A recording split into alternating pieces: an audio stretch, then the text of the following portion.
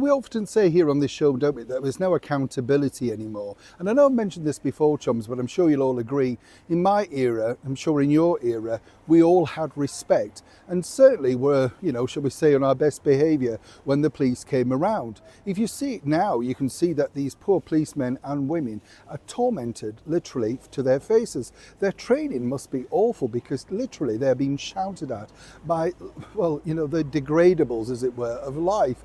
Nobody should have to put up with that. They are human beings, of course, and they are people in their own right. So it's baffling when you think, because as I speak to many different police officers, literally through conversations, whether that be at security events, Downing Street, stuff like that, they tell you a very rare insight into how difficult it is now to police certain events, whether that be the Notting Hill Carnival or these ridiculous marches that the current Mayor of London, Sadiq Khan, lets operate literally every single weekend.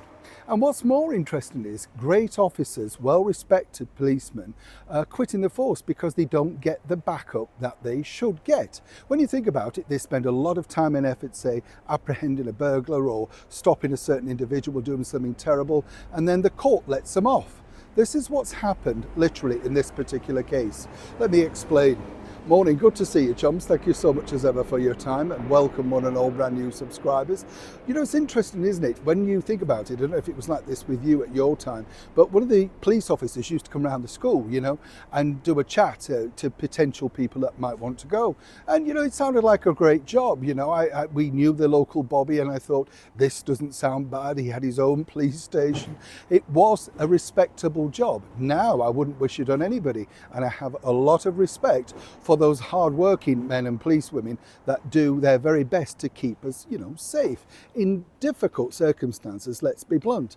But when you have nutters like this, if you remember this particular incident last year, the Palestine Action Group, who violently defaced a portrait of Lord Bamford at, at Cambridge, I think, College, University. And you would have thought, looking at the footage and the picture, wow, this definitely is going to be, a crime, and they're going to be definitely given a sentence and stuff. Well, now, oh, no. What's happened is they've been totally let off. Nothing at all. There's no recourse. And this is the problem that you have. Now, it's difficult because to find out the reasons why this obviously lunatic judge decided to do this, well, it's a very clear-cut statement of somebody making some kind of political statement, but at the detriment of a portrait that's been, there since 1914. So an historical context, no doubt worth quite a bit of money, but seemingly these lunatics can get away with it. So consequently, at some point, they're going to do it again, aren't they? It's like all the Palestine Action Groups, the Just Stop Oil, the environmental things. There is nothing to deter them. And what's interesting is, and it goes back to what I was saying at the beginning of this particular video, talking to a lot of the brave men and women who make up many of the police forces up and down the United Kingdom, is it any wonder they're losing faith and sight into this particular, employment, as it were, a career, whatever you want to call it, when they do their very best to bring people to court, and then by the time they get to court, well, literally, it's torn away, and they're made to look like a fool. And of course now, when you think about it, this is going to cost you and I more money because those particular areas are now going to have to employ more security. But of course the security is a waste of time because they can't touch these people, because then they'll go to court. And interestingly, they'll be the ones that will serve time. You don't believe me? Well, it's just been proven, right?